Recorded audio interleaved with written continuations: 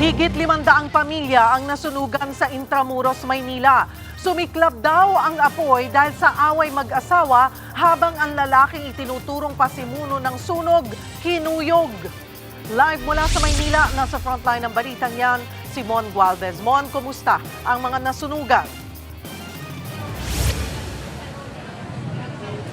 Nako Cheryl, labis ang pangamba ngayon ng mga nasunugan dito sa Intramuros, Maynila. Bukod kasi sa nawalan na nga sila ng tirahan, posible raw na hindi pa sila pabalikin sa lugar para makapagsimula ulit.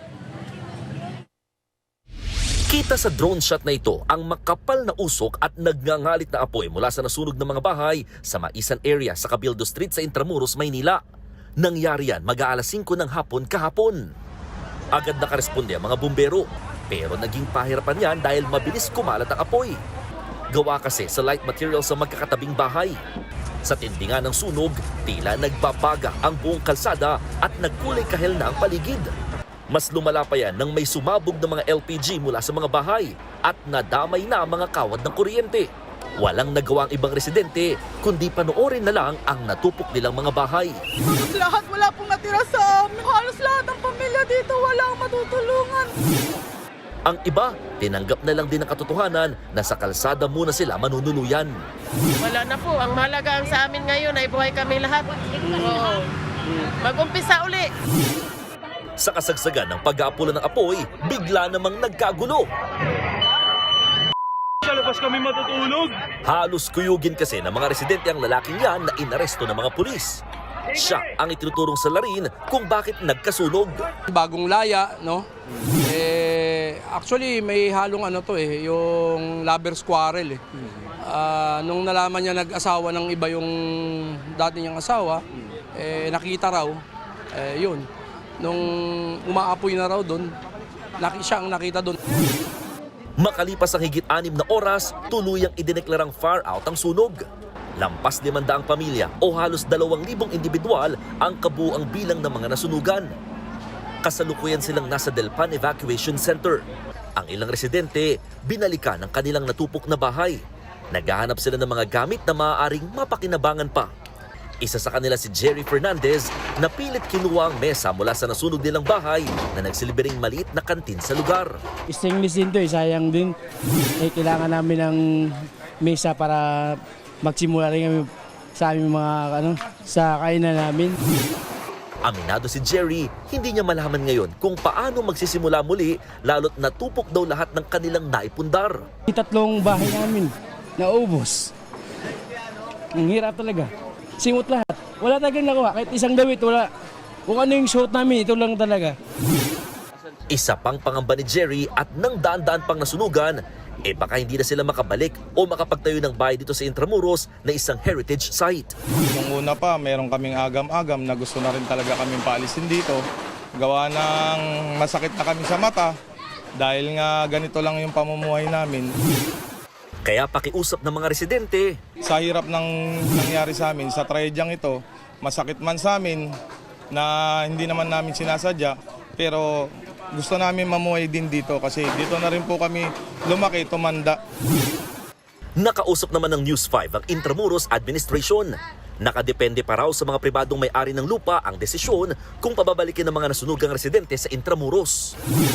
Sa private property. So yung wala po sa amin ang desisyon dahil hindi po kami may-ari ng lupa. Sana sa kanilang pakikipagtulungan at kooperasyon ay maibigay po sa kanila yung bahay na secure, ay may dignidad at masisigurado po ang kanilang kaligtasan para po sa kanila at para po sa kanilang mga anak.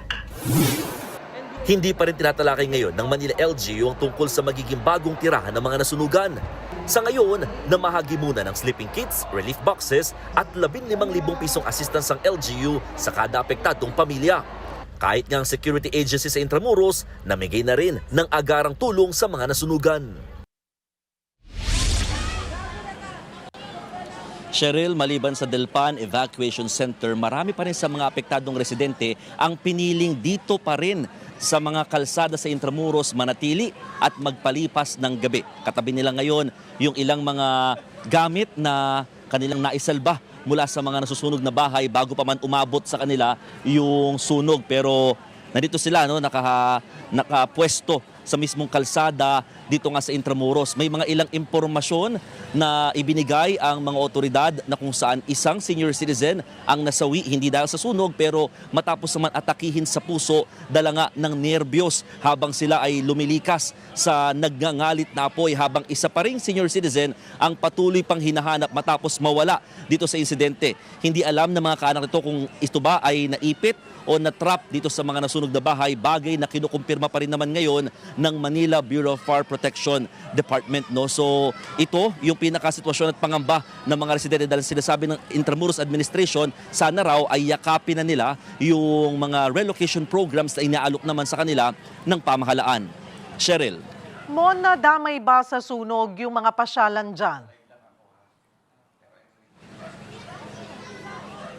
So far, Cheryl, hindi naman nadamay yung mga pasyalan dito sa Intramuros, pero yung Bahay Chinoy, isa itong parang museum din dito sa area, pansamantala muna itong isinara ngayon dahil nga malapit ito sa pinakamaisan compound or area. Sarado naman ngayon, Cheryl, yung ilang kalye, particularly itong kinatatuyuan namin, no, Real Street.